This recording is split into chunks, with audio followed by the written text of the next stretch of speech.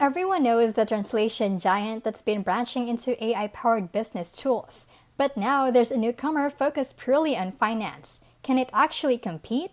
Welcome to How to Literally, where we keep things smart, simple, and scam-free. Let's start with DeepL. It's famous for its high-quality translations, but lately it's been expanding, offering AI-powered writing, document translation, and even business communication tools.